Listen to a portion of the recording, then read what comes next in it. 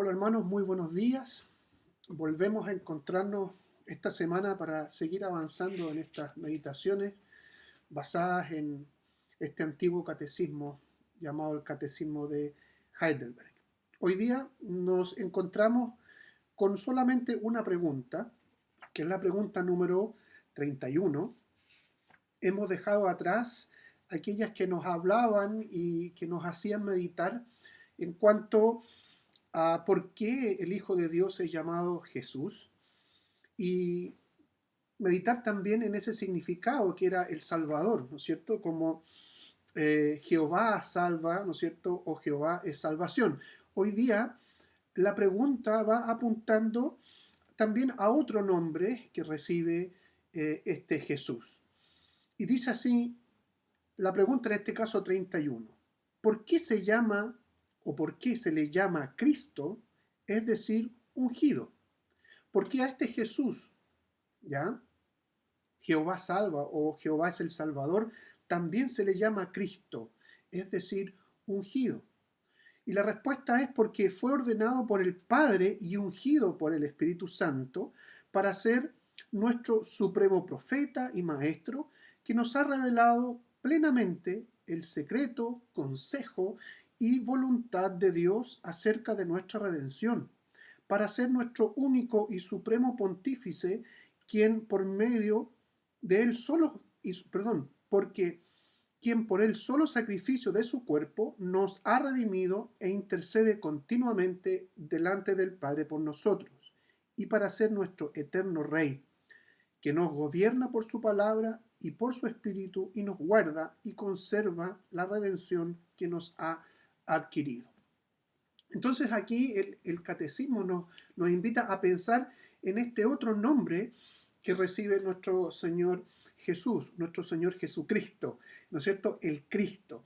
Y esto tiene que ver con lo que las escrituras hablan de él, lo que las escrituras hablan con respecto al Hijo de Dios, que si bien es cierto es el Salvador, también es el ungido. Y la palabra Cristo es lo que nosotros eh, encontramos como la traducción griega de la palabra ungido. ¿Ya? Ungido es la traducción al griego, ¿no es cierto?, de Cristo. ¿Ya? Eh, o Cristo, mejor dicho, es la traducción de ungido en el griego. Y en el hebreo es lo que nosotros también conocemos como Mesías. El Mesías es el ungido, el Mesías es el Cristo. Entonces, indistintamente vamos a encontrar, sobre todo en el Nuevo Testamento, que sabemos fue escrito en griego, la palabra Cristo y también Mesías, haciendo alusión a este ungido. Ahora, ¿por qué ungido? Y aquí tenemos que entender que en el Antiguo Testamento, en toda la tradición hebrea, también lo encontramos en el Nuevo Testamento. Se hacía o se tenía, ¿verdad?, al aceite como el símbolo de el Espíritu Santo. De hecho, los reyes eran ungidos, los sacerdotes eran ungidos. Vemos, por ejemplo, como Aarón, Saúl, David, Salomón fueron ungidos y esto tenía que ver, ¿verdad?, que con imponer, ¿no es cierto?, cierta autoridad o la autoridad en los puestos que fuesen, ¿no es cierto?, de parte de Dios. Entonces, en este sentido, el Cristo o el Mesías es el ungido, porque realmente fue ungido en este caso con el poder del Espíritu Santo para poder desarrollar su ministerio mientras estuvo viviendo entre nosotros. Y allí sabemos, ¿no es cierto?, que los oficios de Cristo, de profeta, sacerdote y rey, pudieron ser llevados a cabo gracias justamente a esta unción del Espíritu Santo y que se efectuó en ese episodio en donde fue bautizado, y la Biblia nos muestra que descendió, ¿verdad?, el Espíritu Santo en forma corporal como de paloma. Allí Jesucristo fue, podríamos decir, investido con este poder del Espíritu para llevar a cabo su ministerio. Es la razón entonces a la que nos invita esta pregunta y respuesta de que realmente Jesucristo, el Hijo de Dios, es el ungido, es el que tenía el poder para llevar a cabo este ministerio. Pero junto con esto se van relatando algunas cosas. Por ejemplo, el que era sacerdote. Y por eso aquí de una manera intencional, o el verdadero sacerdote, el verdadero sacerdocio.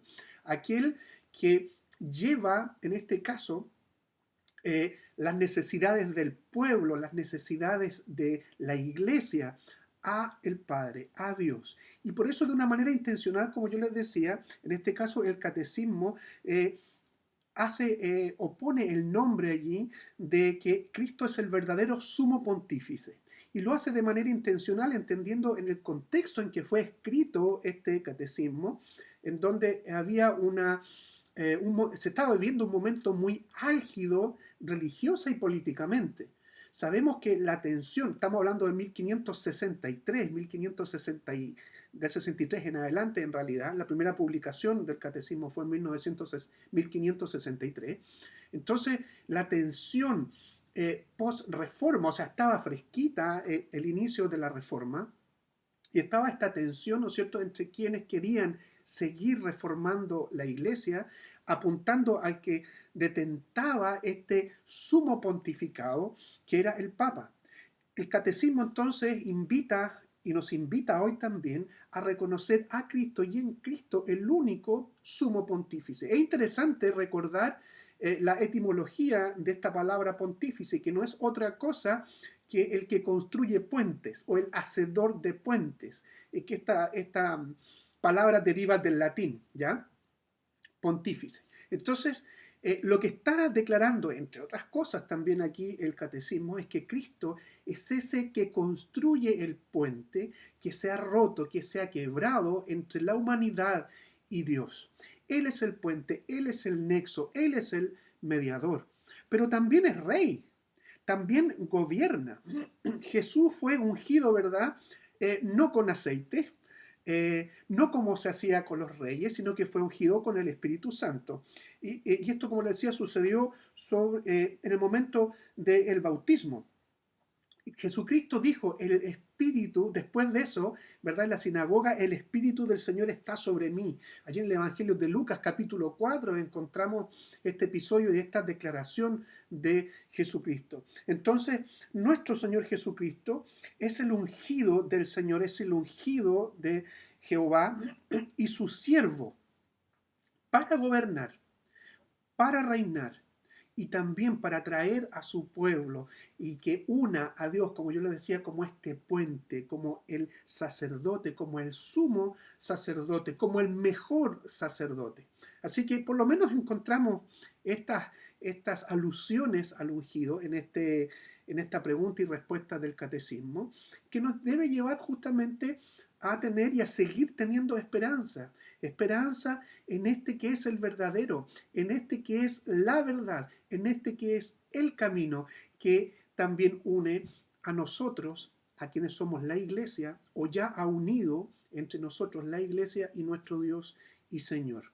Así que el Señor les bendiga, hermanos. Sigamos meditando, usted acceda, ¿verdad?, a través de la web a este catecismo, probablemente lo tenga impreso, léalo, medítelo, lea todas las citas que están anexas allí para ir haciendo los enlaces necesarios y que esto penetre muy o mucho más profundamente en su corazón. Que el Señor le bendiga y será hasta una próxima oportunidad.